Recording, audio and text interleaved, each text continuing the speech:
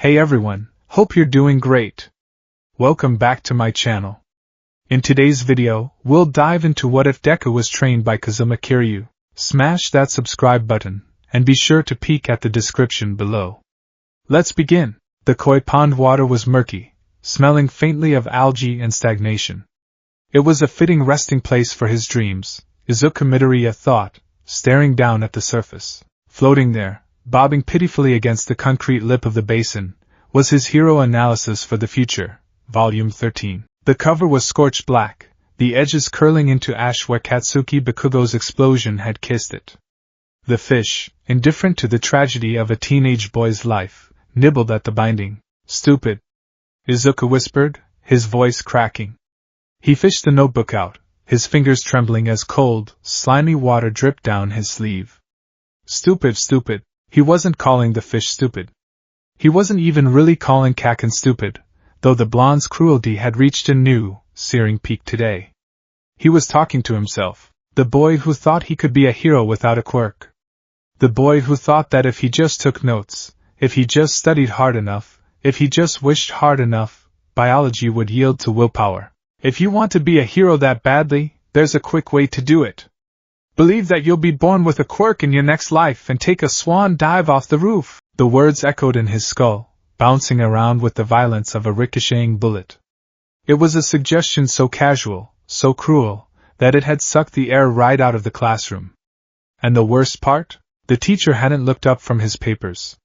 The other students had just laughed. Izuku clutched the soggy notebook to his chest, disregarding the pond scum staining his uniform. He began the walk home, his red sneakers scuffing against the pavement. The sun was beginning to set, casting long, bruised purple shadows across Musudafu. Usually, he would take the main road. He would walk under the underpass, mutter to himself about the day's hero sightings, and try to piece together the fragments of his optimism. But not today. Today, the thought of the underpass made him feel claustrophobic. Today, he felt like the whole world was a giant boot, and he was the ant waiting to be crushed. And more importantly, he knew Kaken took the main road.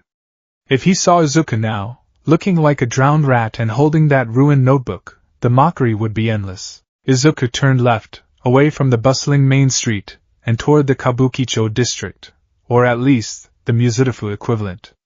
It was an area his mother, Inko, always told him to avoid. "It's not safe, Izuku," she would say, her hands fretting over him. "That's where the people who don't want to be found go." The streets here were narrower. The clean, futuristic aesthetic of a quirk-filled society gave way to something older, grimier. The pristine glass skyscrapers were replaced by dense, brick buildings adorned with vertical neon signs that were just beginning to flicker to life as twilight deepened. Pink Street. Club Stardust. Mahjong Parlor. The air smelled different here. It smelled of stale cigarette smoke, yakitori grease, and cheap perfume. It was a sensory overload of the mundane vices of humanity. Izuku walked quickly, keeping his head down. He was invisible here, he told himself. Just a kid in a school uniform. Nobody cared about a quirkless kid in a place where adults came to forget their problems. He hugged his backpack tighter. His mind was a storm of self-deprecation. Maybe Kaken was right. Maybe he was just a pebble in the road. What can you do without power? All might save people with a smile because he had the strength to back it up.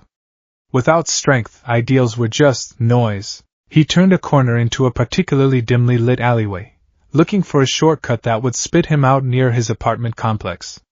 The alley was lined with trash bags, piled high like black, shiny mountains. A stray cat hissed at him from atop a dumpster before skittering away. "Just keep walking," Izuku muttered to himself. "Don't make eye contact. Just get home. Oh, look at this. Fancy suit for a guy in a dump like this." The voice was rough, like gravel in a blender. It cut through Izuku's internal monologue, freezing him in place. He wasn't the target, though. About 20 meters ahead of him, the alley opened up slightly into a small loading zone behind a cluster of bars. 3 men were standing there, surrounding a 4th figure. Izuku pressed himself against the brick wall, peeking around the corner. His heart hammered against his ribs like a trapped bird. Villains? Gangsters? The 3 aggressors looked like standard street thugs, the kind low-ranking pro-heroes beat up in montages. The leader was a lanky man with skin that looked like sandpaper, rough and gray. He wore a spiked leather jacket and held a baseball bat that had nails driven through the end. The second man was massive, a sphere of muscle and fat, wearing a tank top that strained against his gut. His hands were glowing with a faint, heat-based quirk. The third was a crouching, twitchy guy with eyes that bulged out of his head like a chameleon, holding a butterfly knife. But it was the fourth man, the one they were surrounding, who caught Izuku's attention. He didn't look like a hero. He didn't look like a villain either. He looked out of time. He was tall, easily over 6 feet, with a build that spoke of dense, coiled power rather than showy bodybuilding. He wore a light gray suit that looked expensive but slightly dated, a maroon button-up shirt underneath with the collar popped, and white snakeskin shoes. His hair was slicked back, save for a single, stubborn lock that hung over his forehead. He was holding a small, crumpled piece of paper, staring at it with a furrowed brow, completely ignoring the 3 men threatening him. I said, Sandpaperskin growled, tapping the nailed bat against his open palm. That's a nice watch. And those shoes. Why don't you take 'em off? Call it a toll for using our alley. The man in the gray suit finally looked up. His expression was a mask of stoic boredom, but his eyes... Izuku shivered from 20 meters away. His eyes were sharp, intense, and weary. They were the eyes of a man who had seen everything the world had to offer, and found it wanting. I am looking for a place called Smile Burger, the man said. His voice was deep, resonating in the narrow alley like a bass drum. The map says it should be here. But this is a dumpster. The twitchy thug with the knife laughed, a high-pitched, hyena sound. Smile Burger? That place closed down 5 years ago, Grandpa. You're in the Viper's territory now. Closed? The man in the suit sighed, a sound of profound disappointment. He carefully folded the piece of paper and tucked it into his pocket. That is unfortunate. I was in the mood for a burger. Are you listening to me? The large, heating thug roared, stepping forward. Smoke curled from his fists. Hand over the wallet and the shoes, or I'll melt that fancy suit right onto your skin. The man in the suit looked at the thug, then at the glowing fists. He didn't flinch. He didn't take a combat stance. He just stood there, hands loosely at his sides. I have no money to give you, the man said calmly. And I like these shoes. I suggest you walk away before you get hurt. Ha! Sandpaperskin sneered. You think because you're big you can take us? I bet you don't even have a quirk, do you? You smell like a civilian. A civilian. The word struck Izuku. This man was walking into a slaughter. These thugs clearly had combat-oriented quirks. The big one could melt skin. The leader had natural armor. The man in the suit was unarmed. Run, Izuku, his brain screamed. Turn around. Run away. Find a hero. Find a police officer. But his feet didn't move backward. He watched as the sandpaper villain raised the nailed bat. He saw the intent in their eyes. They weren't just going to rob him, they were going to hurt him for fun, just like Kaken. Just like everyone who preyed on the weak. The man in the suit just stood there. He looked so lonely. He's going to die. The thought overrode the fear. It overrode the logic. It overrode the survival instinct that had kept Izuku safe for 10 years of bullying. Before he knew what he was doing, Izuku's legs were moving. Not away, but forward. Stop it! The scream tore from his throat, shrill and terrified. Izuku burst from the shadows of the alley entrance, his backpack clutching in his hands like a shield. The 3 thugs turned, blinking in confusion. The man in the gray suit glanced over, his eyebrows raising slightly, less than a fraction of an inch. A kid? The chameleon-eyed thug snorted. Get lost, brat. Unless you want to bleed too. Izuku's knees knocked together audibly. He was shaking so hard his teeth rattled. Tears were already pricking at the corners of his eyes. He looked pathetic. He knew he looked pathetic, but he planted his feet between the thugs and the man in the gray suit. I'll leave him alone. Izuku stammered, raising his fists in a shaky approximation of a boxing stance he'd seen on TV. He said he doesn't have any money. Just let him go. Izuku, you idiot, he thought to himself. What are you doing? You can't fight them. You can't even fight a junior high student. Sandpaperskin laughed, a dry, rasping sound. Look at this. A hero. You hear that, boys? We got a hero. The large thug stepped forward, his heat radiating waves of distortion in the cool alley air. I hate heroes. Little punks thinking they're better than us. Kid, the man in the suit, spoke. His voice was calm, almost gentle, contrasting wildly with the situation. Get back. This has nothing to do with you. I can't. Izuku yelled, his voice breaking. They're going to hurt you. We're gonna kill you both now. Sandpaperskin roared. Die. He swung the bat. It wasn't a warning swing. It was a full-force arc aimed directly at Izuku's head. Time seemed to slow down. Izuku saw the rusty nails. He saw the gray blur of the bat. He squeezed his eyes shut and threw his arms up, bracing for the pain that would end his life. I'm sorry, Mom. Whoosh. The impact never came. Instead, there was a sound like a whip cracking, followed by a gust of wind that ruffled Izuku's hair. Izuku opened one eye. The man in the gray suit was standing in front of him. He had moved. No, moved was the wrong word. He had transposed himself from behind Izuku to in front of him in the blink of an eye. The man had one hand raised. He had caught the nailed bat. Not by the handle, but by the barrel, right between the nails. His grip was so hard the wood groaned. What? Sandpaperskin gasped, his eyes widening. He tried to pull the bat back, but it was like trying to pull Excalibur from the stone. Let go! The man in the suit didn't look at the thug. He looked back at Izuku over his shoulder. For a second, Izuku saw something flicker around the man, a faint, azure vapor rising from his shoulders like steam. You stepped in, the man said. It wasn't a question. It was an observation. You were shaking. You were terrified. But you stepped in. Izuku breathed. The man turned back to the thugs. The air in the alley suddenly grew heavy, oppressive. It was a sensation Izuku had only felt when watching All Might on TV, but this was different. All Might's pressure felt like the sun. This man's pressure felt like a dragon waking up in a cave. I have a rule, the man said, his voice dropping an octave, becoming a growl that vibrated in Izuku's chest. I don't kill. But for scum who attack children. He tightened his grip. The solid wood of the baseball bat shattered. Splinters rained down on the asphalt. I make exceptions to my patients. Kazuma Kiryu, former 4th chairman of the Tojo clan. The text didn't actually appear in the air, but Izuku felt the weight of the title slam into his soul. Get him! Sandpaperskin shrieked, backing away and dropping the handle of his broken bat. The chameleon thug lunged, the butterfly knife flashing toward Kiryu's neck. It was a fast attack, boosted by a mutation quirk that enhanced his joint flexibility. Kiryu didn't even blink. He swayed to the left, a movement so subtle it looked like he was just shifting his weight. The knife sliced empty air, rush style. Kiryu's fists became a blur of purple and blue. Pop pop pop pop. 4 rapid-fire jabs struck the chameleon thug in the ribs, the sternum, the jaw, and the temple.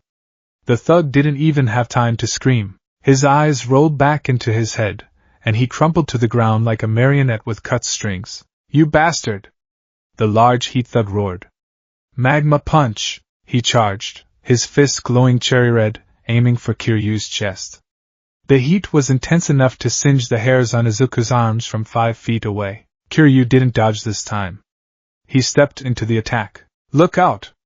Izuku screamed. Kiryu grabbed the thug's wrist with his left hand, ignoring the searing heat that sizzled against his skin. With his right hand he grabbed the thug's belt. He's lifting him? Izuku gasped. The thug must have weighed 300 pounds. With a roar that sounded like an engine revving, Kiryu lifted the massive man over his head. The blue aura flared violently around him, illuminating the dark alley in a spectral glow. Essence of the pile driver. Kiryu slammed the man headfirst into the pavement. The concrete cracked. A spider web of fissures spread out from the impact point. The thug's legs twitched once, then went still. Sandpaperskin was the only one left. He was trembling, staring at the carnage. 2 of his best enforcers, taken out in less than 10 seconds. By a quirkless man in a suit. Stay back! The leader squealed, pulling a switchblade from his pocket. I'm warning you. I'm with the League. I know people. Kiryu straightened up. He dusted off his hands. There was a burn mark on his left palm, but he didn't seem to notice it. He walked toward the leader slowly. Clack. Clack. Clack. The sound of his shoes was the countdown to doom. You attacked a child, Kiryu said. He reached out and grabbed the thug by the collar of his jacket. He lifted him off the ground with one hand, feet dangling. Wait. Wait, please. The thug sobbed. Kiryu looked around. His eyes landed on a nearby bicycle leaning against the wall. Excuse me, Kiryu muttered to the universe. He threw the thug into the air. While the man was suspended in gravity's paws, Kiryu grabbed the bicycle. He swung the bicycle like a giant metal bat. Crash. The bicycle connected with the thug's midsection, folding around him. The man flew 20 feet down the alley, crashing into a pile of trash bags and overturned garbage cans. He didn't get up. Silence returned to the alley. The neon sign of a nearby bar buzzed, BZZT, BZZT. Izuku stood frozen, his mouth hanging open. His brain was trying to process what he had just seen. No quirks. No explosions. No ice walls. Just violence. Controlled, precise, overwhelming violence. The man, Kiryu, rolled his shoulders. He reached into his pocket, pulled out a handkerchief, and wiped the sweat from his brow. He turned to Izuku. The terrifying aura vanished instantly, replaced by the awkward, slightly stiff demeanor of a regular man. You okay? Kiryu asked. Izuku blinked. That was the bike, and the whoosh. Kiryu looked at the unconscious bodies. They'll have a headache when they wake up. We should probably go before the police arrive. I don't handle police questioning very well. Are you a pro hero? Izuku blurted out. It was the only explanation. I've never seen a fighting style like that. Was that a speed quirk? Or a strength enhancer? But you didn't have any physical mutations, and the heat didn't bother you, so maybe a pain nullification quirk? Kiryu stared at the muttering boy. A ghost of a smile touched his lips. I'm not a hero. I'm just a guy passing through. He started to walk away, stepping over the shattered remains of the bicycle. Wait! Izuku scrambled after him. Your hand. It's burned. Kiryu looked at his left hand. The skin was red and blistering. It's fine. I've had worse. No, you have to treat it. Or it'll get infected. Izuku fumbled with his backpack, ripping the zipper open. I usually carry a first aid kit. Because, well, I get hurt a lot. He pulled out a small travel kit. He looked up at Kiryu with big, watery green eyes. Please. You saved me. Let me help. Kiryu stopped. He looked at the boy, then at the hand. He sighed. Fine. They walked out of the alley and found a bench near a vending machine under the flickering light of a street lamp. Izuku worked quickly, applying burn gel and wrapping the hand in gauze. His hands were gentle, practiced. You're good at this, Kiryu noted, watching the boy work. I have practice, Izuku mumbled. I'm quirkless. So I get beat up. A lot. He waited for the reaction. The pity. The laughter. The awkward silence. Kiryu didn't do any of those things. He just hummed. Quirkless. That means you have no powers, right? Like the majority of the population used to be? Yeah, Izuku said, taping the bandage. I'm part of the 20% who are useless. The Deku. Deku? It's what they call me. It means useless wooden doll. Izuku finished the bandage and sat back, staring at his knees. I tried to save you back there, but I just got in the way. If you weren't so strong, we both would have died. I can't do anything. Kiryu stood up. He walked to the vending machine. He fed it a few coins and pressed a button.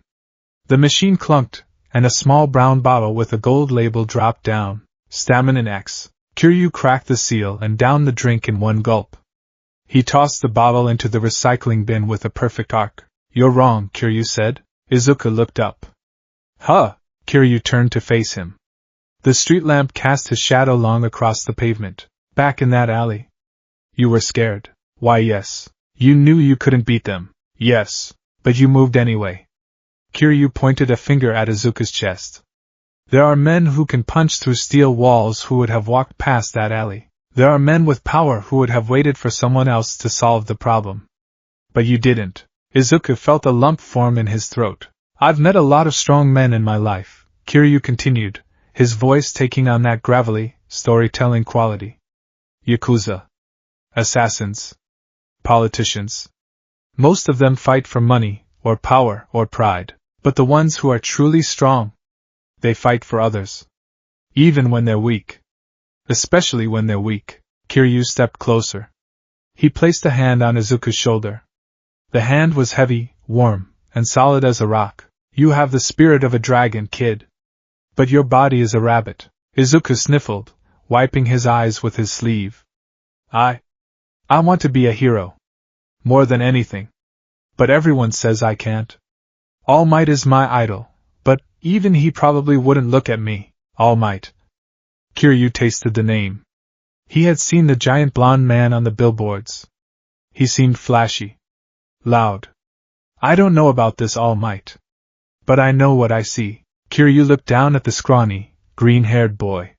He saw the bruises on his arms from previous fights. He saw the burned notebook sticking out of the open backpack. He saw the despair, but underneath it, a burning, stubborn refusal to stay down. It reminded him of Haruka. It reminded him of Nishiki, before the darkness took him. It reminded him of himself, back when he was just a punk in the Dojima family, trying to figure out what it meant to be a man. Kiryu had come to Muzutafu to retire. To fade away. To leave the life of violence behind. But it seemed the life wasn't done with him yet. Or maybe, he just couldn't ignore a cry for help. I can't give you a quirk, Kiryu said. Izuku looked down. I know. And I can't make you a hero in the way this city likes.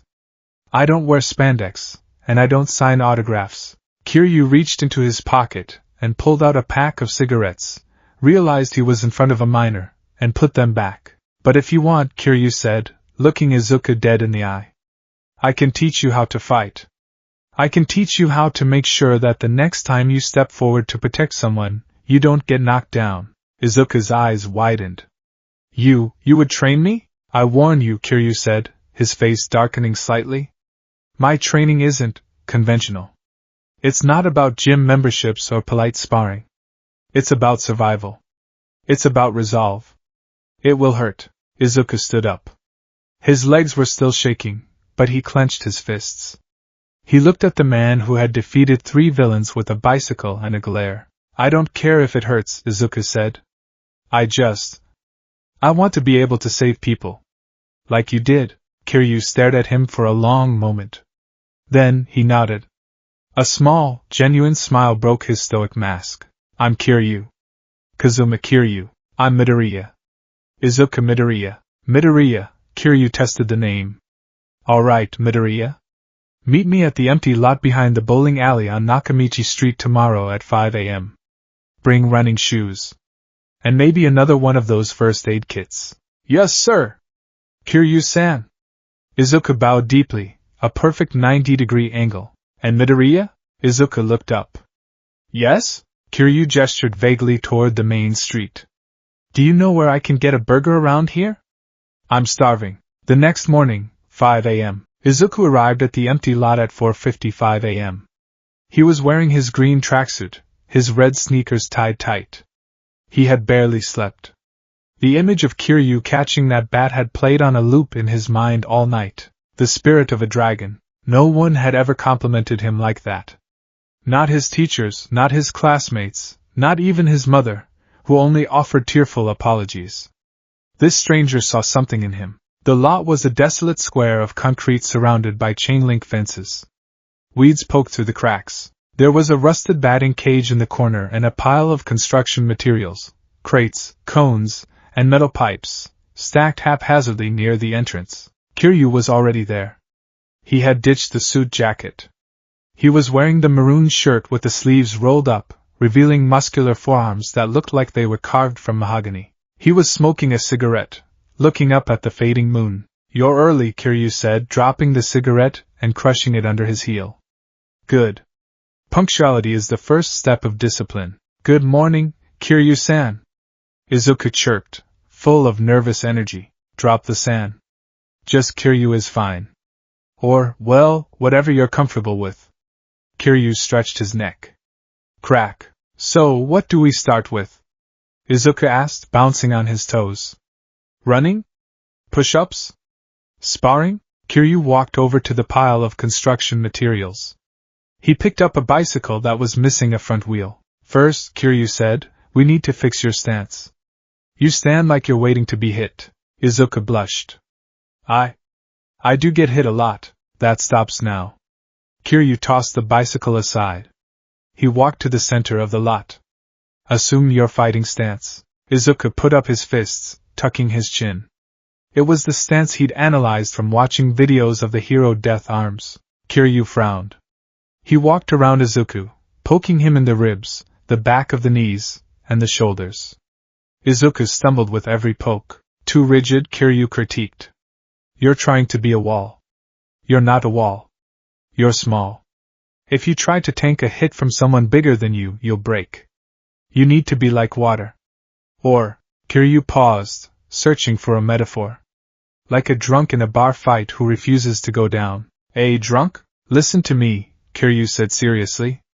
There are 4 styles I mastered in my life. The brawler. The rush. The beast. And the dragon. He held up one finger. We start with brawler. It's ugly. It's rough. It uses everything around you. If there is a rock, use it. If there is sand, throw it in their eyes. Honor is for the ring. On the street, winning means surviving. Izuku nodded furiously, pulling a notebook, a fresh one, out of his pocket and scribbling. Kiryu style, fight dirty? No, fight to survive. Put the notebook away, Kiryu commanded. You can't write while you're getting punched. Right. Izuku pocketed it. Now, Kiryu pointed to the pile of heavy wooden crates in the corner. See those? Yes. Move them to the other side of the lot. Izuku looked at the crates. There were about 50 of them. They looked heavy. Is this for strength training? No, Kiryu said deadpan. The orphanage down the street needs them for firewood, and the delivery truck dropped them in the wrong spot. I told the owner I'd handle it. Izuku blinked. Wait, so I'm doing chores? Helping the community is part of the training, Kiryu said, crossing his arms. It builds character. And back muscles. Now get moving.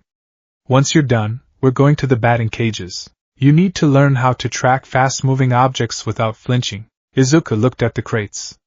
He looked at Kiryu. For a second, he thought about complaining.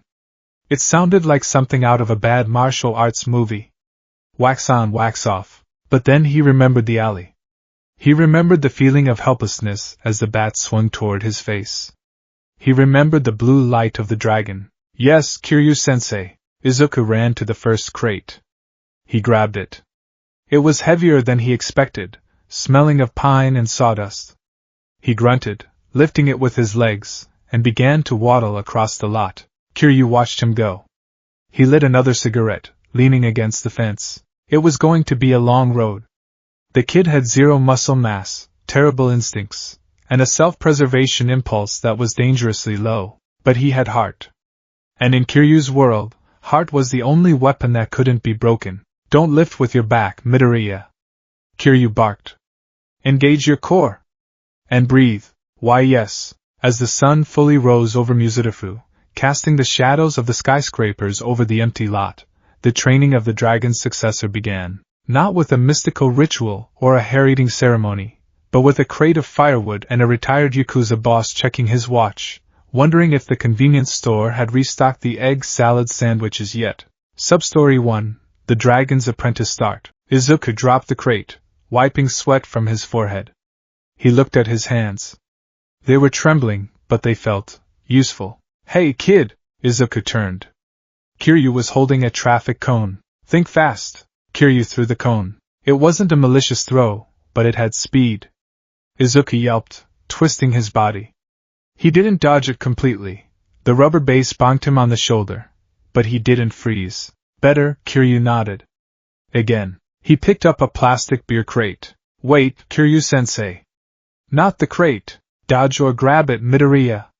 Adapt. As Izuku scrambled around the lot, dodging assorted urban debris thrown by the former fourth chairman of the Tojo clan, he couldn't help but smile. He was quirkless. He was useless. He was Deku. But for the first time in his life, he wasn't alone. And somewhere deep inside him, a dormant energy began to stir. Not a quirk. Not a genetic mutation. But something older. Something hotter. The heat was rising. Scene break. Yue High School faculty room. Shota Aizawa sat at his desk, staring at a police report from the previous night. Problem, Eraser? Asked Hisashi Yamada, present Mike, leaning over his shoulder. Disturbance in the Kabukicho district last night, Aizawa muttered, his dry eyes scanning the text. 3 known villains with mid-tier quirks found unconscious. Broken ribs, concussions, internal bleeding. Sounds like a hero got a bit rough, Mike noted. Endeavor? No. That's the thing. Aizawa pointed to the attached crime scene photo. The damage patterns aren't thermal. And they aren't blunt force from a standard quirk. The photos showed the alleyway. Specifically, it showed the imprint of a human body smashed into the asphalt, surrounded by a spiderweb of cracks that looked almost artistic in their violence. Witnesses say it was one man, Aizawa said, taking a sip of his jelly pouch. No hero license. No quirk registration matches. Just a man in a gray suit who hit one of them with a bicycle so hard the frame fused together. A vigilante? Mike asked, his voice losing its usual pep. Maybe, Aizawa sighed, tossing the file onto his desk. Or something worse. The police report mentions a witness, a middle school student with green hair, said he tried to intervene before the gray suit stepped in. Aizawa rubbed his temples. I have a bad feeling about this year's entrance exam, Mike. The streets are getting restless. Outside the window, the sun shone brightly on the golden H of the UA building. But in the shadows of the city, a dragon was stretching its wings, and a rabbit was learning how to bite. Muscles he didn't even know existed were screaming. They weren't just screaming, they were filing formal noise complaints with his brain, demanding immediate cessation of all movement. Izuku Midoriya lay flat on his back on the cold floor of his bedroom. The All Might poster on the ceiling smiled down at him, its eternal optimism feeling slightly mocking in the face of his current agony. It had been 2 weeks. 2 weeks since the incident in the alley. 2 weeks since he had sold his soul, or at least his free time, to the dragon of Dojima. Izuku? Breakfast is ready. His mother's voice floated through the door. Coming. Izuku groaned. He tried to sit up. His abdominals seized. He made a sound like a dying seal, rolled onto his side, and used his desk chair to leverage himself upright. Every step to the kitchen was a victory. As he sat down to eat his miso soup, Inko Midoriya eyed him worriedly. You're moving stiffly again, Izuku, she said, wringing her hands. Is this fitness program really safe? You come home smelling like antiseptic and stale tobacco? Izuku froze, a piece of tofu halfway to his mouth. He hadn't told his mom the whole truth. He couldn't exactly say, Mom, I'm being trained by a terrifyingly strong ex-Yakuza enforcer who lives in the red light district and teaches me how to use bicycles as blunt force instruments. It's CrossFit, Mom, Izuku lied, the word tasting like ash. It's very intense. The trainer is old school. Well, Inko sighed, pouring him tea. As long as you're happy. You do seem brighter lately. More focused. Brighter wasn't the word Izuku would use. Hardened might be closer. Or perhaps traumatized into competence. He finished his breakfast, grabbed his bag, and headed out. But he didn't go to school. It was Saturday. Saturday meant the long haul. The M store, 8 a.m. The M store on Showa Street was a beacon of mediocrity. The fluorescent lights buzzed with a headache-inducing frequency, and the linoleum floor was permanently sticky near the slushy machine. Welcome to M store, Izuku said, bowing as the automatic doors slid open. Louder, a voice grunted from the magazine rack. Welcome to M store! Izuku shouted, causing an elderly woman buying cat food to jump. Kazuma Kiryu stood by the magazines, flipping through a copy of Weekly Shonen Jump with a critical eye. He was wearing his usual gray suit, despite the morning heat. Good, Kiryu said, not looking up. Customer service is about presence, Midoriya. If you project weakness, the customers will eat you alive. If you project confidence, they buy their bento and leave. Kiryu-san, Izuku whispered, leaning over the counter. Why am I working here? I thought we were going to learn how to punch. Kiryu closed the magazine and walked to the counter. He placed a single bottle of tea and a salmon onigiri on the surface. Scan them, Kiryu commanded. Izuku reached for the scanner. Beep. Beep. Too slow, Kiryu said. Total time, 1.5 seconds. In a street fight, 1.5 seconds is enough time to get stabbed 3 times. What does scanning rice balls have to do with getting stabbed? Kiryu leaned in, his face serious. Everything is about efficiency of movement. Hand-eye coordination. Awareness of your surroundings. Look at the scanner gun. It's an extension of your arm. Look at the onigiri. It's a target. He gestured to the line forming behind him. You have 10 customers. Diverse items. Hot food. Cold food. Age verification for alcohol. You need to process them all in under 3 minutes. If you fail, you do 50 squats. Izuku looked at the line. A salaryman looking at his watch. A group of giggling high school girls. A large man who looked like he might be a construction worker. Or a villain. Go. Izuku's world narrowed. Current objective, clear the queue. He grabbed the salaryman's energy drinks. Beep beep beep. Bagged. Money taken. Change given. Thank you. Next. The girls. Ice cream. Magazines. Beep beep. Do you have a point card? No. Okay, thank you. Izuku's hands began to fly. He wasn't thinking about hero analysis. He wasn't thinking about quirks. He was entering a flow state. Grab, scan, bag. Grab, scan, bag. Suddenly, the large man at the back of the line stepped up. He slammed a 12-pack of beer onto the counter. He looked angry. ID please, Izuku said, his voice trembling slightly. Ha! The man loomed over him. I'm 40 years old, kid. Just sell me the beer. As store policy, Izuku stammered. I need to see ID. The man reached across the counter, grabbing Izuku by the collar of his uniform. Listen here, you little. Time seemed to slow. Izuku didn't panic. Or rather, he did panic, but his body remembered the last 2 weeks of being thrown around an empty lot by a former Yakuza chairman. Weight distribution. Leverage. The wrist. Without thinking, Izuku's hand shot up. He grabbed the man's wrist, not pulling away, but pressing his thumb into a pressure point Kiryu had shown him, painfully, on Tuesday. Gah! The man's grip loosened instantly as his hand went numb. Izuku didn't punch him. He simply used his other hand to slide the man's ID out of his open shirt pocket, glanced at it, and slid it back. Thank you, sir. Date of birth confirmed. Izuku let go of the wrist, scanned the beer, and bagged it. Beep. That will be 1,200 yen. The large man blinked, rubbing his wrist. He looked at Izuku, then at Kiryu, who was watching from the corner with a silent, terrifying intensity. The man threw the money on the counter and practically ran out of the store. Time, Kiryu called out. 2 minutes, 45 seconds. Izuku slumped against the register, exhaling a breath he didn't know he was holding. Not bad, Kiryu said, opening his tea. You didn't flinch when he grabbed you. Your eyes went to his center of mass, not his face. You're learning. I just wanted him to leave, Izuku wheezed. That's the essence of the rush style, Kiryu nodded sagely. Avoidance. Speed. And ending the conflict before it begins. Now, take off the apron. We're going to the batting cages. The Yoshida Batting Center, 10:30 a.m. The sound of aluminum connecting with composite leather echoed through the facility. Ping. Ping. Ping. Izuku stood in the expert cage. The machine was set to 140 kilometers per hour. He held the bat like it was a holy relic, his knuckles white. It's too fast. Izuku yelled as a ball whizzed past his ear, embedding itself in the net behind him. Kiryu stood outside the cage, smoking, in the designated area. It's not too fast. You're just reacting too late. You're waiting to see the ball leave the machine. How else am I supposed to see it? Don't look at the machine, Kiryu called out. Look at the air.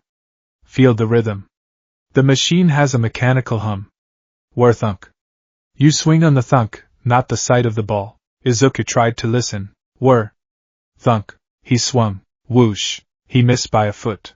Again, Kiryu said. 10 minutes passed. Izuku's arms felt like lead. He hadn't hit a single ball. The frustration was building in his chest, hot and suffocating. This was useless.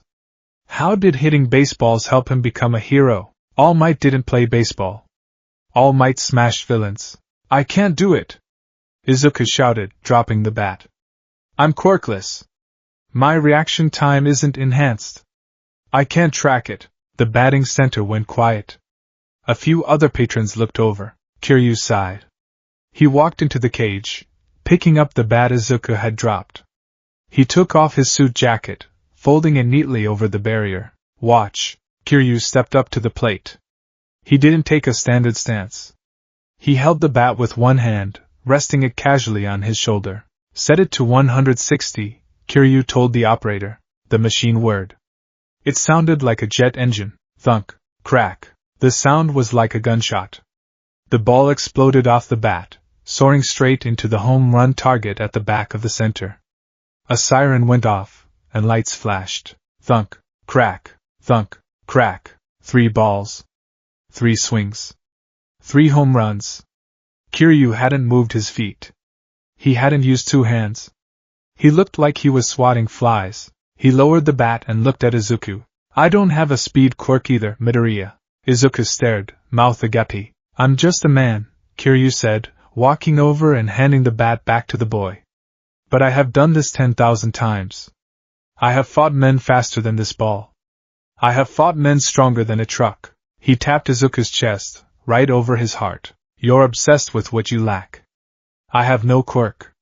I have no muscle. Stop focusing on the empty cup. Focus on the water you can pour into it. Kiryu pointed at the machine. The ball is just a ball. It has no malice. It has no strategy. It just is. If you can't hit a mindless object moving in a straight line, how will you hit a villain who wants to kill you? Izuku looked at the bat. He looked at his hands. Focus on what you can do. He took the stance again. He closed his eyes for a second, taking a deep breath. He cleared his mind of All Might. He cleared his mind of Bakugo. Whir, he heard the gears. Thunk. Izuku swung. Not with desperation, but with intent. Ping. The vibration traveled up his arms. It wasn't a home run. It was a foul tip that ricocheted off the ceiling. But he had hit it. Good, Kiryu said, a hint of pride in his voice. Again. Sunflower Orphanage, 1 p.m. After the batting cages, Izuku expected lunch. Instead, they walked to the outskirts of Mizudafu, to a small, slightly run-down building with a peeling paint sign, Sunflower House. Kiryu-san! Uncle Kaz! As soon as they walked through the gate, they were swarmed. 5 or 6 children, ranging from toddlers to 10-year-olds, latched onto Kiryu's legs. The stoic dragon of Dojima melted. His face softened into a gentle, slightly awkward smile. He patted heads with his large hands. Hey, hey. Easy. I brought help today. He gestured to Izuku. This is Midoriya. He's going to help us fix the storage shed roof. Eh? He looks wimpy. A young boy with a propeller hat shouted. Haruto, be nice, Kiryu chided gently. Muscles aren't everything. Midoriya has a strong heart. Izuku blushed. Strong heart, huh? For the next 4 hours, there was no combat training. There was manual labor. Izuku carried bundles of shingles up a ladder. He hammered nails. He sawed wood. It was grueling. The sun beat down on his neck. His hands were covered in splinters, but as he worked, he watched Kiryu. He watched the way the man interacted with the children. He saw Kiryu carefully bandaging a scraped knee on a crying girl. He saw him playing tag, deliberately moving slowly so the kids could catch him, then dramatically falling over when they tagged him. You don't fight for glory. You fight for those who can't fight for themselves. The words Kiryu had said in the alley finally clicked. During a water break, Izuku sat next to Kiryu on the porch steps. They really like you, Izuku said. I grew up in a place like this, Kiryu said, looking out at the kids playing in the grass. An orphanage called Sunflower, back in Okinawa. And before that, the original Sunflower. He took a sip of canned coffee. When you have nothing, no parents, no money, no power, you realize that the only thing that matters is family. Not blood family. Bond family. Kiryu looked at Izuku. Why do you want to be a hero, Midoriya? Is it to be famous? To be like All Might? Izuku looked at his scarred hands. He thought about the video he had watched 1,000 times. I am here. I used to think it was about saving everyone with a smile, Izuku admitted quietly. About being the symbol that makes people feel safe. But since I met you, I think it's simpler. He looked at the kids. I can't stand seeing people look sad. Or scared. If I can do something, anything, to stop that, I have to do it. Even if I get hurt. Kiryu was silent for a long moment. He finished his coffee and crushed the can effortlessly in one hand. That's a dangerous way to live, Midoriya. You'll carry the weight of the world on your back.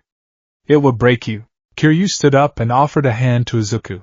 But it's the only way a man can live without regrets. Come on. Let's finish the roof. Then I'll buy you a beef bowl. Aldera Junior High, Monday morning. Izuku walked through the gates of his school.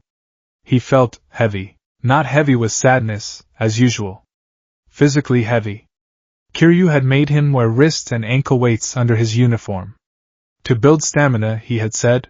Izuku felt like he was walking through molasses. Every step was a workout. But there was a strange stability to it. He felt grounded. Move it, Deku! The explosion popped near his ear before he heard the voice. Izuku didn't jump. He didn't shriek. He simply stopped walking. Katsuki Bakugo stood there, smoke curling from his palm, flanked by his 2 lackeys. He had that familiar, sneering grin. Ignoring me now? You think because you stopped mumbling in class you're suddenly hot stuff? Izuku turned slowly. The weights on his ankles clinked softly against the pavement. Good morning, Kaken, Izuku said. His voice was steady. Not defiant, just calm. Bakugo's eyes narrowed. He was expecting the flinch. The tears. I'm sorry, Kaken. Don't look down on me, you quirkless reject. Bakugo snarled. He stepped into Izuku's personal space, grabbing his shoulder. I heard you've been hanging around the red light district. Dealing drugs now? Is that how you're gonna be useful? I'm training, Izuku said, looking at Bakugo's hand on his shoulder. Please let go. Training? Bakugo laughed. It was a harsh, barking sound. Training for what? To be a punching bag? Bakugo's hand heated up. He was going to burn the uniform. Just a little. Just to remind Deku of his place. In the past, Izuku would have frozen. He would have analyzed the heat, the angle, the social repercussions. But today, his mind flashed to the M-store scanner. To the batting cage. To the rush-style drills Kiryu had drilled into him until he puked. Analysis. Right hand grip. Left foot forward. Balance shifted. I said, Izuku said, his green eyes sharpening into something resembling a dragon's gaze. Let go. He shrugged his shoulder. A sharp, violent twist utilizing his core. Bakugo's hand slipped off. Silence descended on the school entrance. The other students stopped walking. Bakugo stared at his own hand, then at Izuku. His face turned a dangerous shade of red. You! Bakugo's voice was a low growl. You want to die? No, Izuku said. I just want to go to class. He turned his back. That was the trigger. Turning his back on the king. DKU! Bakugo lunged. He didn't hold back. He launched a right hook empowered by a massive explosion. It was a move that would send a normal person to the hospital. Boom! The sound was deafening. Smoke filled the entryway. Whoa! Bakugo actually killed him. One student screamed. But as the smoke cleared, Bakugo wasn't standing over a broken Izuku. Bakugo was on the ground, face down. Izuku was standing over him, one leg raised, panting slightly. What had happened? To the untrained eye, it was a blur. But to Izuku, it was the Komaki parry. When the enemy strikes, do not meet force with force. Step inside.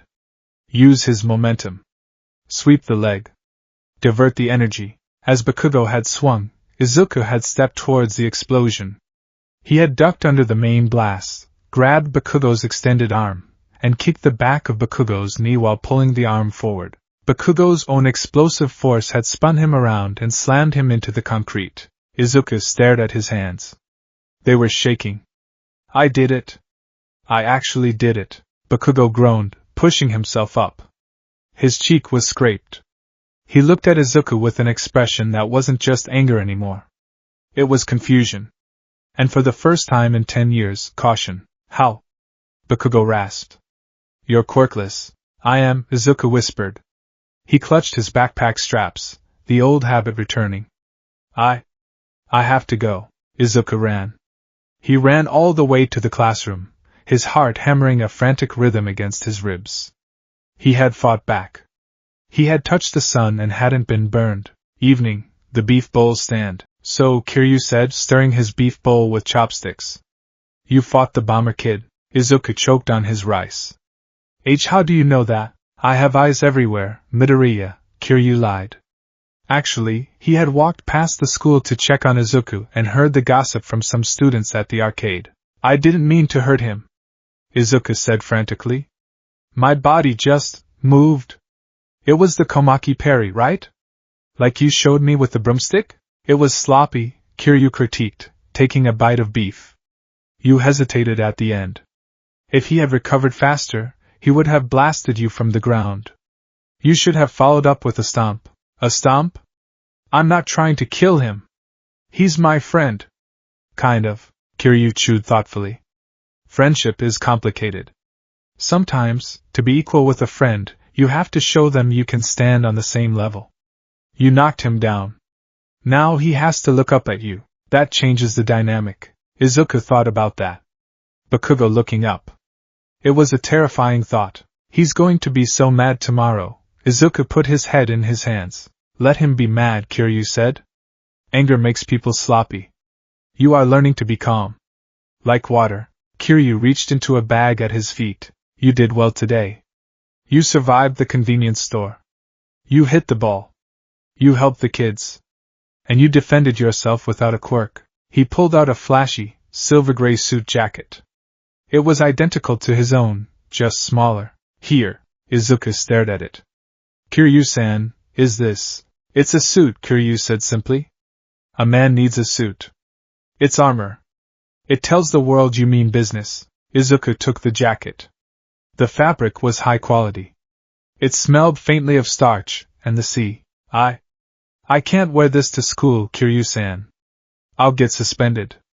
It looks like, well, like Yakuza clothes. Kiryu frowned. It is high fashion. This is Italian silk. It's very shiny, Izuku noted diplomatically. Fine. Keep it for special occasions. Kiryu stood up, tossing some yen on the counter. Training is over for today. Go home. Rest. Tomorrow, we start on beast style. Beast style? Izuku asked, fearing the answer. Yes, Kiryu pointed to a construction site across the street where heavy steel girders were stacked. We're going to learn how to pick up motorcycles and street signs. Izuku paled. I don't think I can lift a motorcycle. Not with your muscles, Kiryu grinned, a rare, wolfish expression. With your heat. As they walked away, the neon lights of the city flickered on. Mizudafu was noisy, dangerous, and full of heroes. But in the shadows of the red light district, a new legend was being forged. Izuku looked at the gray jacket in his hands. He folded it carefully and put it in his backpack. He wasn't All Might. He wasn't a natural-born genius like Kaken. He was the dragon's apprentice. And for the first time, the future didn't look like a dark tunnel. It looked like a fight. And Izuku was ready to swing. Substory 2, The Parry Principle End. Experience gained, 500. Skill unlocked, Komaki Parry, Level 1. Item received, Flashy Gray Suit, Def 5, Charisma 10. Izuku walked home, the weights on his legs feeling a little lighter. He hummed a tune he'd heard Kiryu singing at the karaoke bar last night, something about judgment. Behind him, in the shadows of an alley, a figure with an eye patch watched him go. So that's Kiryu-chan's new toy, Goro Majima cackled softly, flipping a dagger in his hand. Looks like things are gonna get interesting in this town. The streets of Musudafu's red light district, often avoided by polite society, possessed a unique rhythm at 2 p.m. on a Sunday. It wasn't the frantic, neon-soaked pulse of the night, but a lethargic, hungover hum. Vending machines buzzed, stray dogs barked at delivery trucks, and the scent of frying oil battled with the smell of wet pavement. For Izuku Midoriya, however, the rhythm was pain. "Keep your back straight," Kazuma Kiryu said, walking a few paces ahead. He was immaculate in his gray suit, his stride purposeful and relaxed. "And stop checking your phone. A man who looks at his phone is a man who isn't looking at the fist coming for his face." "I'm not checking for texts, Kiryu-san," Izuku wheezed, adjusting the straps of his yellow backpack. "I'm checking the GPS. You said we were going to a place called Serenity, but we've walked past 3 massage parlors and a mahjong club. Are you sure this is the right way?" "Serenity is a state of mind, Midoriya," Kiryu replied cryptically. "But also, it is the name of a supplier who owes me a favor. We need high-quality protein powder. The stuff at the pharmacy is full of sugar." Izuku sighed. 2 weeks of training. He had moved crates, been hit by baseballs, and scanned groceries under duress. He was stronger. His shirts were getting tighter around the shoulders, and he could run for miles without his asthma flaring up. But he still felt like he was in a bizarre fever dream. They turned a corner onto a narrow side street called Pink Alley. It was darker here, the buildings looming close together, blotting out the afternoon sun. Suddenly, a sound shattered the quiet. "Gwa! Someone help! It's a massacre!" The scream was blood-curdling. It was the sound of a man facing his end. Izuku's hero instincts, sharpened by years of watching All Might videos and 2 weeks of dodging Kiryu's bicycles, kicked in instantly. "Villain attack!" Izuku gasped. His face went pale, but his feet moved. "Kiryu-san! Someone's in trouble!" Kiryu stopped. He lit a cigarette, took a drag, and exhaled slowly. "Sounds like it came from that building on the left. The one with the pink awning. We have to help." Izuku was already sprinting. "Hold on, citizen. I'm here." He reached the building. The sign above the door was crooked, hanging by a single chain. It read, "Nico Nico Paradise, a place of healing." The door was slightly ajar. From inside, the sounds of destruction were audible. Crash. Hiss. Screech. And the sobbing of a grown man. "I'm coming in." Izuku kicked the door open, or tried to. It was a pull door. He bounced off it, flushed red, pulled it open, and charged inside. Substory start. The Cat Cafe Calamity. Guitar riff plays in the background. The interior was cute. Or it was supposed to be. The walls were painted a pastel peach. There were fluffy cushions everywhere. A cat tree that reached the ceiling stood in the center of the room. But the atmosphere was pure chaos. Tables were overturned. A ceramic Lucky Cat lay shattered on the floor.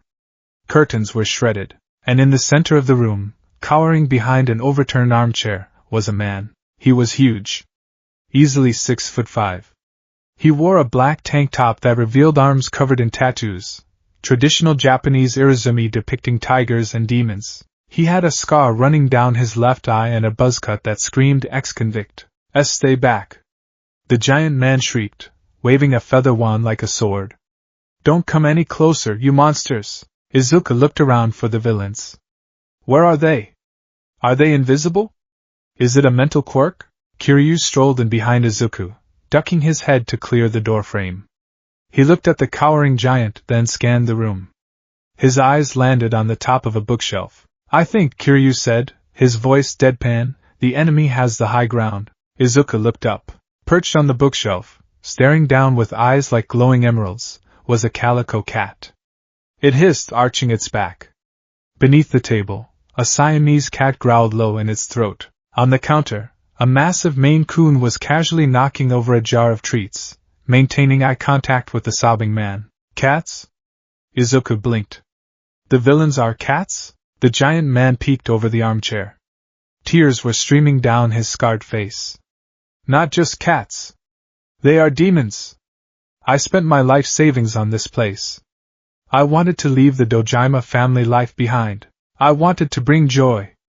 But they hate me." Takashi the Tiger, former Yakuza lieutenant / aspiring cafe owner. Kiryu walked over to Takashi and offered a hand. Get up. A man doesn't crawl on the floor unless he's looking for a contact lens. Takashi looked up, sniffing. Kiryu-san? The fourth chairman? What are you doing here? I'm retired, Kiryu said simply. This is Midoriya. My associate. Associate? Takashi wiped his nose. Is he a hitman? He looks like a middle schooler. I am a middle schooler. Izuku squeaked. And I'm not a hitman, Takashi, Kiryu said, ignoring Izuku. Explain the situation. Why is your cafe a war zone? Takashi stood up, dusting off his knees. He looked around nervously as the Maine Coon hissed at him. I wanted to go straight, Takashi explained, his voice trembling. I love cats. They're soft. They don't ask for protection money. So I bought this place. I adopted 10 stray cats. I bought the best food, but, as soon as I opened the cages, they went berserk. They attack me if I get close. I can't open the store tomorrow. The loan shark, Sharktooth Kenji, is coming for his first payment. If I don't have customers, he takes the shop, and my fingers. Sharktooth Kenji, Kiryu mused. I remember him. He charges 40% interest. A troublesome man. Please, fourth chairman. Takashi fell to his knees again, clasping Kiryu's legs. Help me. Tame these beasts. You fought the Tojo clan. You fought the Jingween Mafia. Surely you can fight Mr. Fluffington. He pointed a shaking finger at the calico on the bookshelf. Kiryu looked at the cat. The cat looked at Kiryu. The cat narrowed its eyes. Kiryu narrowed his eyes. A blue heat aura flared briefly around Kiryu, and the cat's fur stood on end. Midoriya, Kiryu said. Why yes? This looks like a job for you. What? Izuku shrieked. Me? But you're the dragon. You can just intimidate them. Intimidation works on men, Kiryu said wisely. Cats do not care about Yakuza hierarchy. Besides, this is part of your training. You analyze heroes, correct? You mutter about quirks and strategies? Yes, analyze the cats. Find their weakness. Solve the problem without violence. A hero must be adaptable. Kiryu crossed his arms and leaned against the door. I will guard the exit. You have 20 minutes before the cats destroy the espresso machine. Go. Izuku looked at the room. 10 hostile felines. 1 terrified owner. And a legendary Yakuza boss timing him. Okay, Izuku. Think.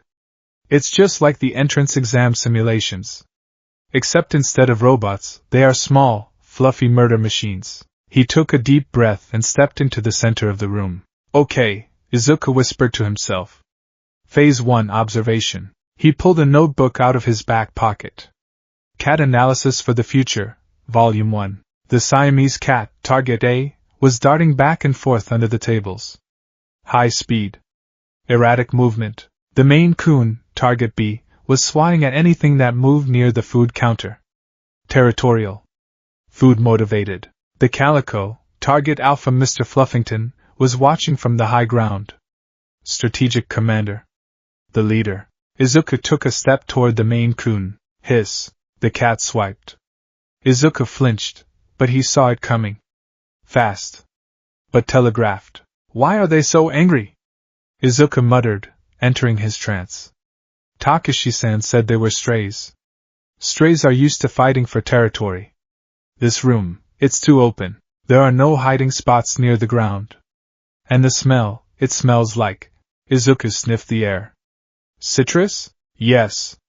Takashi said proudly. I use lemon fresh cleaner on everything. To make it sanitary, Izuku facepalmed. Cats hate citrus.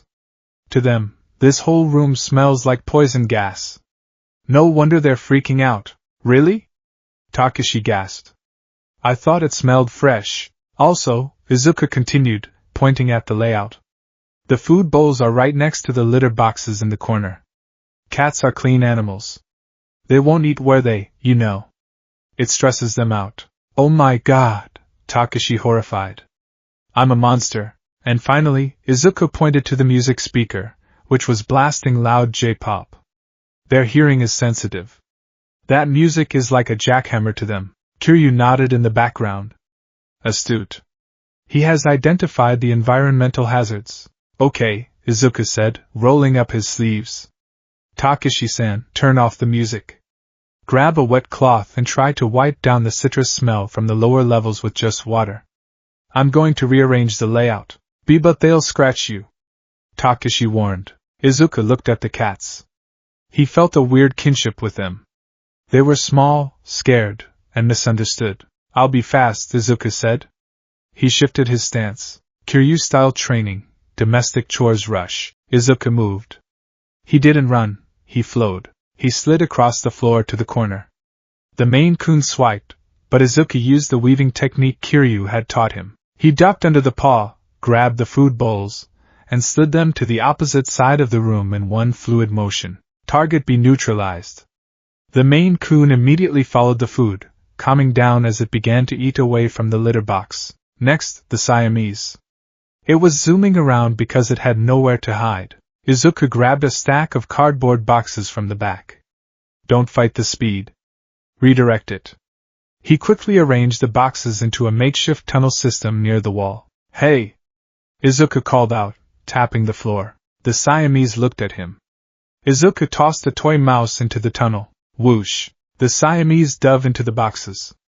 It peeked out, purring. It felt safe. Target A neutralized. Amazing. Takashi whispered, wiping the tables. He understands their souls. Now only one remained, Mr. Fluffington. The boss. The calico was still on the bookshelf, hissing. It wasn't hungry. It wasn't looking for a hiding spot. It was just angry. Izuku walked slowly toward the bookshelf. Careful, Midoriya, Kiryu warned. That one has the eyes of a killer. I've seen lesser men lose eyebrows to such beasts. Izuku stopped 5 feet away. He looked at the cat. He lowered himself to the floor, making himself small. He blinked slowly, a sign of trust. You're scared too, aren't you? Izuku whispered. The cat stopped hissing. It tilted its head. Takashi-san looks scary, Izuku said softly, ignoring Takashi's offended hey. And this place is new. And loud. You feel like you have to defend everyone, right? You're the leader. Izuku extended one finger. Slowly, the cat tensed. I'm not going to hurt you, Izuku said. He channeled not his strength, but his empathy. The same empathy that made him run into the sludge villain. We just want you to be happy. Mr. Fluffington sniffed the air. He looked at Izuku's finger. He looked at Takashi, who was watching with bated breath. Slowly, agonizingly slowly, the cat leaned forward. Sniff. Sniff. Then the rub. The cat rubbed its cheek against Izuku's finger. He accepted him. Takashi wept openly. The beast is tamed. Izuku smiled, scratching the cat behind the ears. See? They're just cats, Takashi-san. You just have to listen to them. Suddenly, the front door smashed open. The bell jingled violently, tearing off the wall. Takashi! A man stepped in. He wore a purple suit that was 3 sizes too tight, gold chains, and had teeth filed into points. Behind him were 2 thugs holding baseball bats. Sharktooth Kenji, patriarch of the Kenji family, a subsidiary of a subsidiary. Kenji-san. Takashi yelped, dropping his wet rag. It's collection day, Tiger, Kenji sneered, stepping onto the newly cleaned floor with muddy shoes. Where's my money? Or am I taking this dump and turning it into a pachinko parlor? Kenji looked around. He saw the cats. Ha! You're actually running a cat cafe? How pathetic. A former Yakuza playing with dolls. Kenji kicked one of the cardboard tunnels. The Siamese cat inside screeched and bolted. Hey! Izuku stood up, placing Mr. Fluffington gently on the armchair. Don't do that. Kenji looked down at Izuku. Who's the brat? Your son? He looks like a twig. Leave him out of this, Takashi pleaded, stepping forward but trembling. I don't have the money yet. We haven't opened. Give me 1 more week. No more extensions, Kenji growled. He snapped his fingers.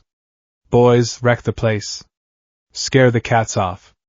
If he can't sell cute, he can't pay. The two thugs stepped forward, raising their bats. No! Takashi screamed. Not the cats! Izuku looked at the thugs. He looked at the cats, who were bristling with fear again. He looked at the espresso machine. He's going to hurt them. He's going to destroy Takashi's dream. Izuku felt the heat rising in his chest. Not the cork heat. The dragon heat. Kiryu-san? Izuku asked, not looking back. This is your sub-story, Midoriya, Kiryu said from the corner. He was leaning against the wall, arms crossed, watching Kenji with cold indifference. Handle it. But I can't use one for all. I'll blow up the building. Then don't use it, Kiryu said. Use the environment. Use the brawler style. Fight with what you have. Izuku looked at his hands. Then he looked at the table next to him. Hey! Brat! Move or get flattened! The first thug swung his bat. Izuku didn't flinch. He grabbed a heavy bag of premium cat litter from the counter. Battle start. As the bat came down, Izuku sidestepped. He swung the cat litter bag like a flail. Thwack! The heavy bag connected with the thug's face. Dust exploded everywhere. The thug stumbled back, coughing, blinded by the sand-like granules. My eyes! It smells like lavender! The thug screamed. Get him! The second thug yelled, charging. Izuku looked around. Weapon. Need a weapon. He saw a laser pointer on the counter. No, that's stupid. Wait. Adaptability. Izuku grabbed the laser pointer. He clicked it on and aimed it at the thug's crotch. What are you doing? The thug sneered. Mr. Fluffington. Attack! Izuku shouted. From the top of the bookshelf, the calico saw the red dot. The predator instinct kicked in. MROW. The cat launched itself from the high ground, claws extended, aiming for the red dot. Ag! The thug screamed as 10 pounds of fury latched onto his leg. He dropped his bat, hopping around on one foot. Izuku didn't waste the opening. He stepped in, grabbed the dropped bat, and swept the thug's remaining leg. The man crashed to the floor. Sorry! Sorry! Izuku apologized as he knocked the thug out with a precise tap to the temple, controlled force, just like Kiryu taught. Now, only Kenji remained. The shark-toothed Yakuza looked at his fallen men. He looked at Izuku. His face twisted into a snarl. You little punk! I'm gonna eat you alive! Kenji pulled out a brass knuckle knife. He was fast. He lunged at Izuku, slashing wildly. Izuku backed up. He's faster than the others. I can't dodge forever. The cafe is small. Izuku tripped over a cat cushion. He fell backward onto the floor. Die! Kenji raised the knife. Midoriya! The release! Kiryu barked. The release? Izuku's mind flashed back to the lecture on heat actions. When you are cornered, when the enemy is confident, that is when they are weakest. Use your momentum. Use your anger. Izuku's body glowed with a faint blue aura. Time slowed down. He saw Kenji's foot next to his head. He saw the table leg. Heat action, essence of the angry feline. Izuku grabbed Kenji's ankle with both hands. He twisted his hips and kicked Kenji's other knee. Kenji buckled. Izuku rolled backward, pulling Kenji with him, launching the Yakuza over his head. Kenji flew through the air. He crashed directly onto the large, multi-tiered cat tree in the center of the room. Crunch! The cat tree collapsed under the weight. Kenji was entangled in carpet, scratching posts, and dangling toy mice. He groaned, trapped in a prison of plush comfort. Izuku stood up, panting. He adjusted his tie. Kenji struggled to get up, ripping a plush mouse off his suit. I'll kill you! A shadow fell over him. Takashi stood there. The fear was gone from his face. In his hand he held a massive bag of cat food, 20 kilograms. You threaten my cats, Takashi growled, his voice dropping to its old Yakuza bass. And you threatened my customer. Takashi, wait. Get out, Takashi said. He swung the bag of cat food. Wham! He hit Kenji so hard the bag exploded. Kibble rained down like hail. Kenji was knocked out cold, buried under a mountain of salmon delight. Battle 1. Fanfare plays. Izuku collapsed onto a chair. I did it. I didn't break anything. Except the cat tree. Sorry. Kiryu walked over, stepping over the unconscious Kenji. He picked up a piece of kibble and inspected it. Good quality. He looked at Izuku. You used the environment. You protected the innocent. And you incorporated the local wildlife into your strategy. Not bad. Takashi was weeping again, but this time they were tears of joy. The cats, sensing the danger was over, and seeing the floor covered in food, emerged from hiding. Mr. Fluffington climbed onto Takashi's shoulder and purred. They love me. Takashi sobbed.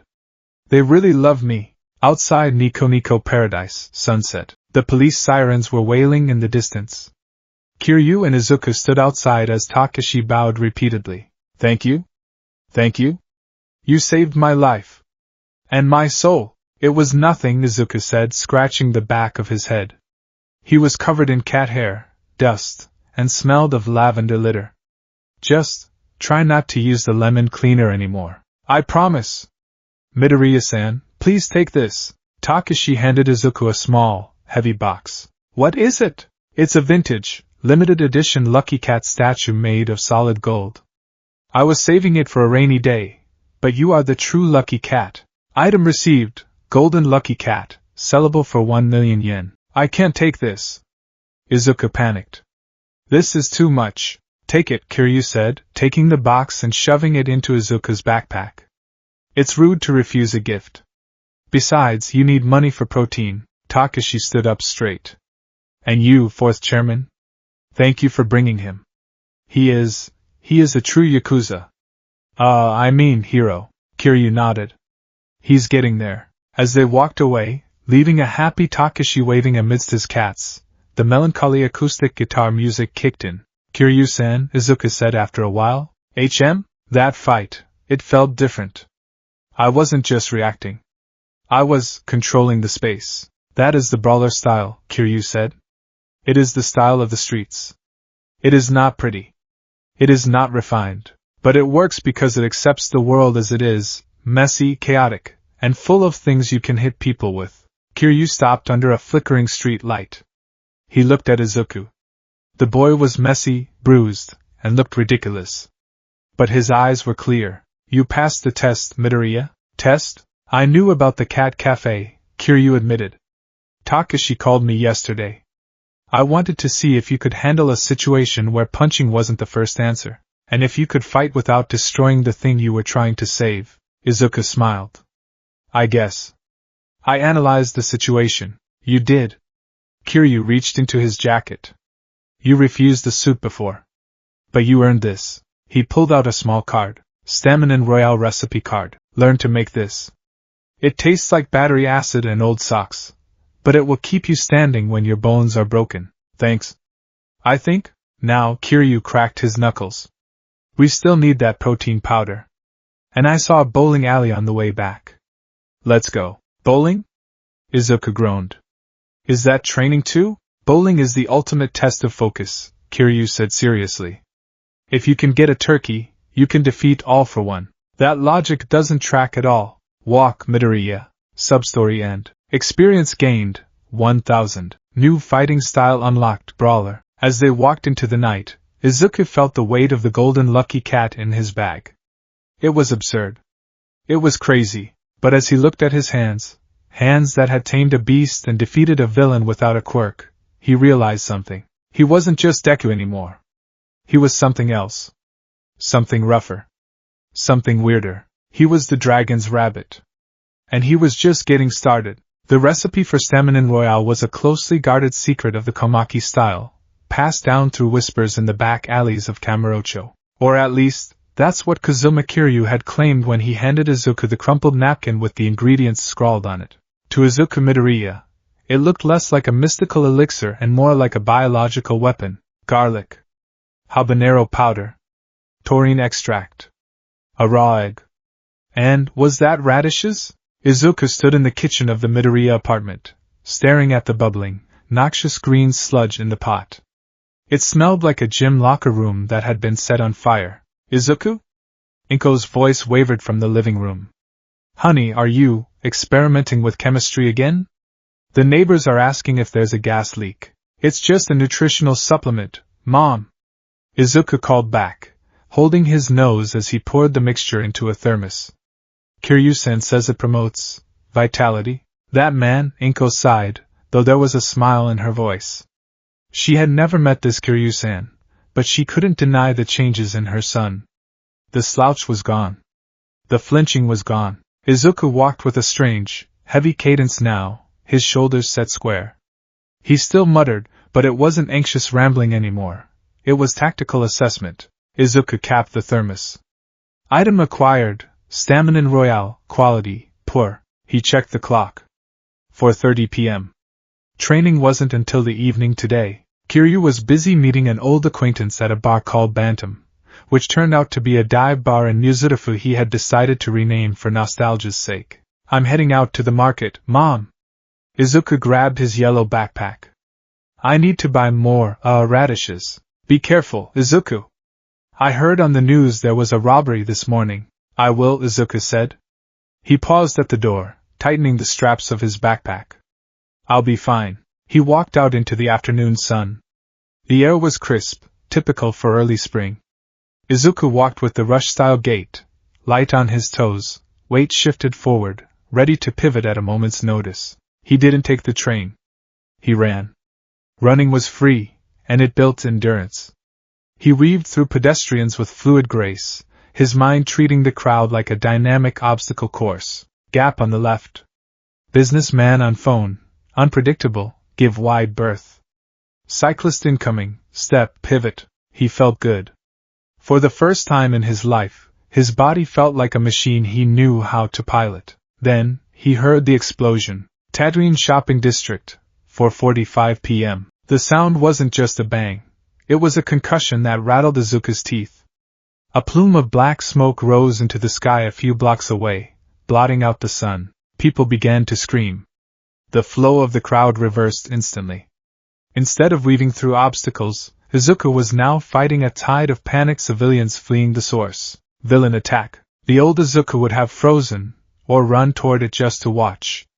The new Izuku ran toward it because he was assessing the threat level. He burst out of the crowd and skidded to a halt at the edge of the police cordon. The scene was a nightmare. The shopping district was ablaze. Storefronts were shattered. But the fire wasn't the main problem. The problem was the fluid, shifting monstrosity dominating the center of the street. The sludge villain. Status: fugitive/body, semi-liquid. Don't come any closer. Death Arms, a hero with massive muscular arms, shouted, punching into the green muck. His fist sank in harmlessly. My punches aren't doing anything. He just absorbs the impact. I can't get in there. Kamui Woods yelled, retracting a burning vine. The fire is too intense. I'll be ash before I can restrain him, and I can't fit down this narrow street without crushing the buildings. Empty Lady cried from the back, effectively useless. Izuku scanned the scene. Physical immunity to blunt force. High viscosity. Fire hazards preventing wood-based quirks. What is he doing? Why is he staying there? Then, the smoke cleared for a second, and Izuku saw it. Buried deep within the translucent green sludge, a face was gasping for air. A familiar, terrified face with blonde spiky hair. Kaken. Bakugo was thrashing. Explosions popped from his palms. Boom, boom, but they were muffled, useless inside the villain's body. The explosions were only fanning the flames around them, creating a kiln of heat. He's got a hostage! A bystander screamed. It's a kid! Where is All Might? Why aren't the heroes doing anything? Izuku looked at the heroes. They were standing back. They were waiting. We have to wait for a hero with a suitable quirk. Death Arms yelled to the police. Wait! The word echoed in Izuku's head. Wait! He looked at Bakugo. The explosions were getting weaker. Bakugo's eyes, usually filled with arrogance and fire, were wide and watering. They were pleading. Help me! Izuku's heart stopped. Kiryu's voice, rough and gravelly, played in his mind like a cassette tape. There are men who can punch through steel walls who would have walked past that alley. But you didn't. The strong don't wait for permission to do the right thing. Izuku dropped his grocery bag. The radishes rolled onto the pavement. His legs didn't ask for permission. They ignited. Stop! You idiot! You'll get killed! Death Arms roared as Izuku ducked under the police tape. Izuku didn't hear him. The world narrowed down to a tunnel. All sound, the sirens, the fire, the screams, faded into a muffled hum. The only sound was the pounding of his own heart, and the squeak of his red sneakers on the asphalt. Battle start. The sludge villain noticed the movement. Two massive, watery eyes swiveled toward the green blur rushing him. You again? The villain gurgled. The invisible brat? You want to die that badly? A tendril of sludge, thick as a tree trunk, lashed out. It moved fast, whipping through the air with enough force to crack concrete. Izuku didn't slow down. Rush style, quick step. Izuku threw his weight to the right. The sludge whip smashed into the ground exactly where he had been a fraction of a second ago. Debris flew, scratching his cheek, but he didn't blink. Distance, 15 meters. Obstacles, fire, debris, sludge tendrils. Objective, free the airway. Die. The villain swung another tendril, this one horizontal, a sweeping attack meant to cut off his legs. Izuku jumped. He didn't just jump, he vaulted. He kicked off a burning mailbox, twisting his body in midair. He landed 10 meters away. What is this kid doing? Kamui shouted. Izuku reached into his pocket. He didn't have a weapon.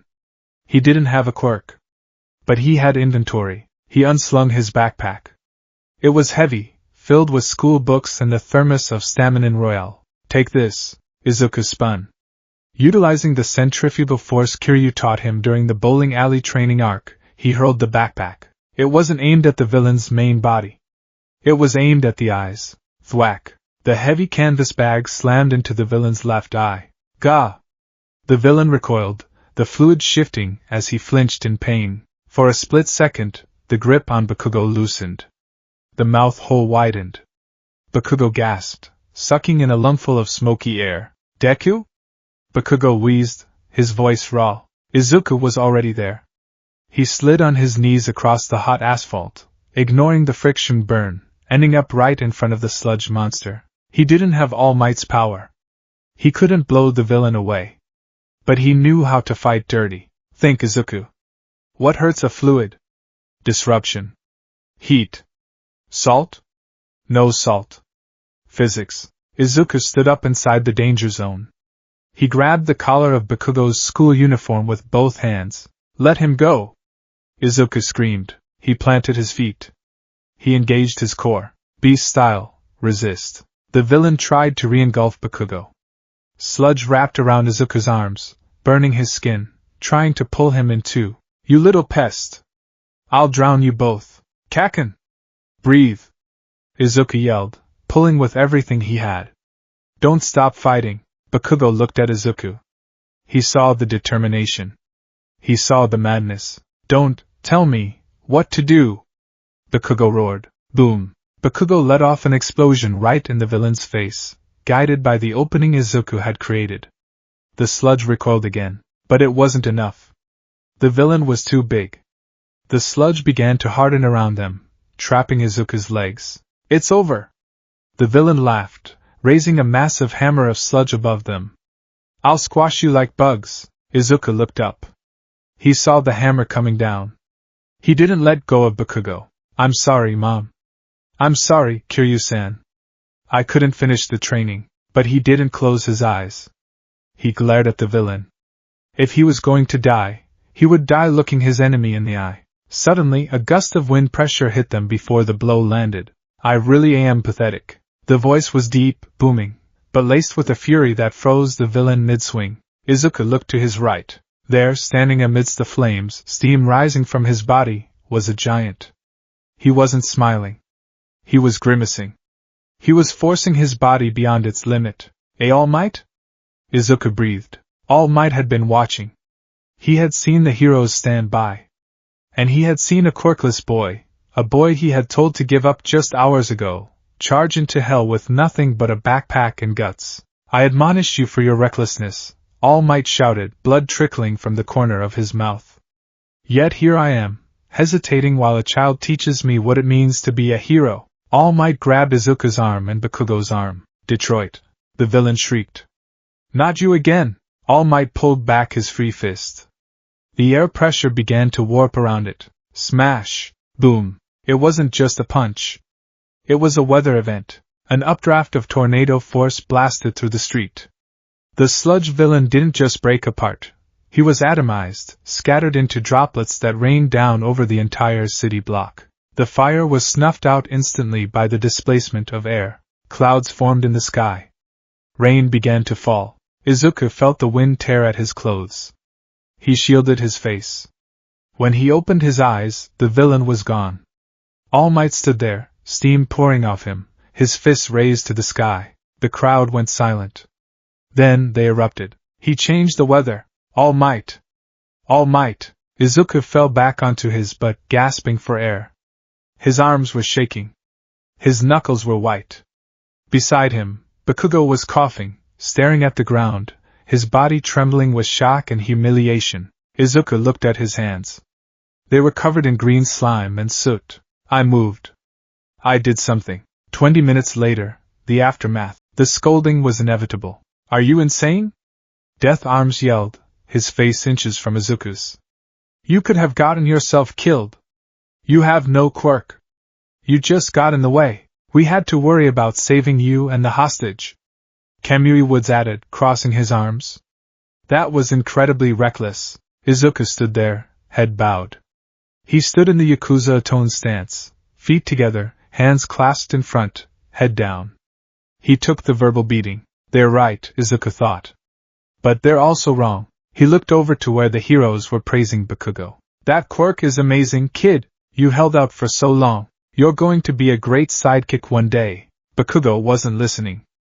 He was staring at Izuku. His red eyes were burning with a complex mix of emotions, rage, confusion, and something that looked like inferiority. Kid, are you listening to me? Death Arms poked Izuku's chest. Izuku looked up. His eyes were dull, tired, but steady. I listened, Izuku said quietly. May I go now? My mother will be worried. Death Arms blinked. He expected the kid to cry. To apologize profusely. To beg. But Izuku just looked, done. Yeah? Just go home. And don't do it again. Izuku bowed once, picked up his slime-covered backpack, which he had retrieved from the gutter, and walked away. He walked with a limp. He had twisted his ankle during the landing, but he didn't stop. As he turned the corner into a quieter residential street, the adrenaline crash hit him. His legs gave out. He slid down a brick wall, sitting on the pavement. Ow! He hissed, touching his cheek. Kiryu-san is going to kill me. I lost the radishes. He reached into his backpack. The thermos was dented, but intact. He unscrewed it. The smell of garlic and raw egg wafted out. Stamina rel. He took a swig. It tasted like burning rubber and despair. He gagged, but swallowed it. Immediately, a warmth spread through his chest. The pain in his ankle dulled. DKU, Izuku sighed. He put the cap back on the thermos. Bakugo came running around the corner. He stopped a few feet away, panting. He looked disheveled, slime still stuck in his hair. Bakugo gritted his teeth. I didn't ask for your help. You didn't save me. I was fine. Izuku looked up from the ground. You looked like you needed help, Kaken. Shut up. Bakugo screamed. Don't think you can look down on me. I'm going to be the #1 hero. You're just a pebble. A quirkless pebble. Bakugo was shaking. He was waiting for Izuku to say something back. To validate him, Izuku stood up slowly. He dusted off his pants. I know, Kaken, Izuku said softly. But even pebbles can trip you if you aren't looking. Bakugo flinched. Go home, Kaken, Izuku said, turning around. Take a shower. You smell like sewage. Izuku started walking again. He left Bakugo standing there, speechless, staring at the back of the boy he had tormented for a decade. The boy who walked away not with fear, but with indifference. The meeting of legends. The sun was setting, painting the sky in bruises of purple and orange. Izuku walked through the upscale residential district, taking the shortcut home. I am here! A blur of wind rushed past him. All Might slid out from a side street, striking a pose. All Might? Izuku jumped, clutching his chest. Why are you here? You were surrounded by reporters. I shook them off. All Might laughed, a boisterous sound. I stand for justice, not sound bites. Now, young man, I came to thank you. And to revise my statement from earlier. Then poof, steam exploded. The giant muscle form vanished. In its place stood the skeletal, emaciated figure of the true Toshinori Yagi. He coughed, blood spraying from his mouth. All Might! Izuku panicked. Are you okay? I'm fine. Toshinori waved a hand, wiping the blood. Just old injuries. Listen, kid. I have to tell you something. He looked at Izuku with intense blue eyes sunken in shadow. Back there. On the scene. I was pathetic. I was held back by my own limits. But you moved. You had no power, but you were the only one who acted. Izuku felt tears pricking his eyes. Top heroes have stories about them from their school days, All Might continued. Most of them have one thing in common. Their bodies moved before they could think. Izuku's breath hitched. That happened to you today, didn't it? Yes. Izuku whispered. My legs, they just went. All Might smiled. It wasn't the commercial smile. It was a genuine, tired smile. You can become a hero. Izuku fell to his knees. The dam broke. He covered his face, sobbing into the pavement. All the years of I'm sorry. All the years of give up. Finally, I have a proposal for you, All Might said, stepping forward. My quirk. I can pass it on. Huh? Izuku looked up through his tears. Pass it on? But quirks are genetic. Not this one, All Might explained. One for all. It is a torch passed from generation to generation. I am the 8th holder. And I want you to be the 9th. It was the moment. The call to adventure. The golden ticket. But before Izuku could answer, a shadow fell over them. Pass it on, you say? The voice was low, dangerous, and smooth as velvet over gravel. All Might spun around, transforming halfway into his muscle form out of reflex. Who's there? From the shadows of the alleyway behind them, a man stepped out. He wore a gray suit with a popped collar. He had a maroon shirt. He held a lit cigarette in one hand, the smoke curling up into the evening air. His face was etched with a permanent scowl, but his eyes were calm. Kiryu-san! Izuku scrambled to his feet. Kazuma Kiryu walked into the light. He looked at All Might, not with awe, but with the appraising gaze of a man who had stared down tigers, armies, and gods. So, Kiryu said, exhaling a cloud of smoke. You're the symbol of peace. All Might straightened up, maintaining his skeletal form but standing tall. And you are? I recognize that suit, but not your face. Are you a pro? I'm just a civilian, Kiryu said. He walked over to Izuku and placed a heavy hand on the boy's head. And this kid's guardian.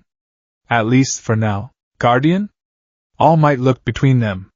Young man, do you know him? He's my sensei, Izuku stammered. He's the one who taught me how to move. All Might's eyes widened. I see. The technique I saw earlier.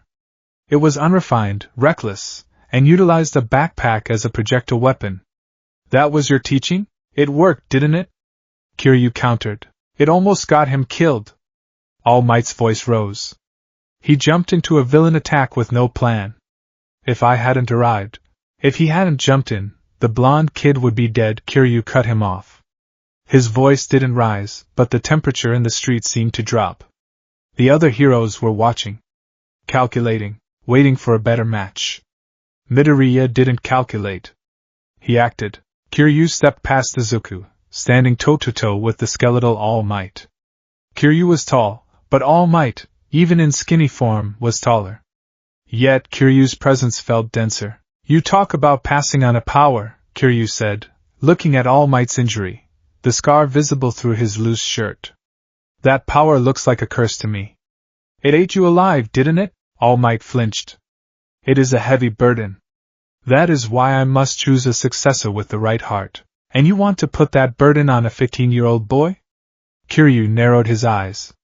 A boy who has been beaten down his whole life. You want to give him a weapon that might destroy him? I want to give him a chance to fulfill his dream. All Might argued passionately. He has the heart of a hero. I saw it. He has the heart of a dragon, Kiryu corrected. But his body is still a rabbit. Izuku looked back and forth between them. The two most important figures in his life. The idol and the mentor, Kiryu-san. Izuku spoke up.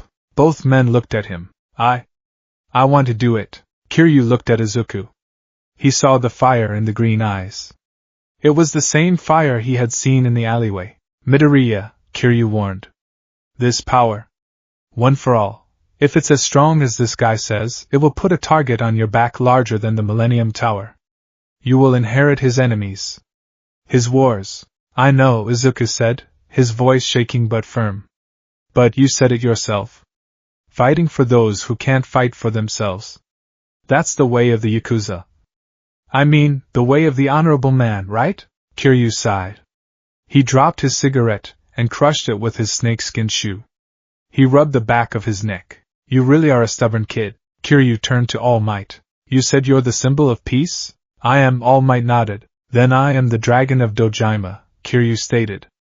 I don't know much about quirks. But I know about fighting. And I know about bodies. Kiryu pointed a finger at All Might's chest. I will allow this. But on one condition. Condition? All Might blinked. You handle the quirk stuff, Kiryu said. Teach him how to shoot lightning or whatever. But the physical conditioning? The fighting technique? That stays with me. Kiryu glared. If you give him this power before his body is ready, he will explode. I've seen men try to wield weapons too big for them. It never ends well. I will build his body so it doesn't break. Can you agree to that? All Might looked at Kiryu. He sensed the man's history. It was a history of violence, yes, but also of profound discipline. He saw the way Izuku looked at Kiryu, with trust. All Might smiled. A joint mentorship? I suppose that would be beneficial. I must admit, I am not the best at teaching basics. Deal, Kiryu grunted. He turned to Izuku. You hear that, Midoriya? You just signed up for hell. Izuku gulped. Hell? Until the entrance exam, Kiryu said, checking his watch. We are going to turn you into a tank. No more hitting baseballs. We're moving on to the Coliseum training regimen. Coliseum? And All Might added, giving a thumbs up. We will also be cleaning up the Dagoba Municipal Beach Park. It is a mountain of trash. Trash cleaning and Coliseum fighting? Izuku shrieked. Kiryu looked at All Might. Trash cleaning? That's good for grip strength. I approve. All Might looked at Kiryu. Coliseum fighting? Excellent for spirit. I approve. The two men, one a former Yakuza legend, one the #1 hero, shared a nod of mutual respect. Izuku looked at the sky. 10 months, he thought. I have 10 months. Substory complete. The sludge incident. Reward, 1 for all locked. New party member, Tashinori Yagi. Relationship rank up, Kiryu Kazuma. Rank 4 the protective father figure. As the three of them walked away, All Might explaining the logistics of hair eating, Kiryu arguing that eating hair is unsanitary and suggesting a hearty meal instead, Izuku smiled. The rain had stopped. The stars were coming out, and somewhere in the distance, the faint sound of a level-up jingle played in Izuku's head.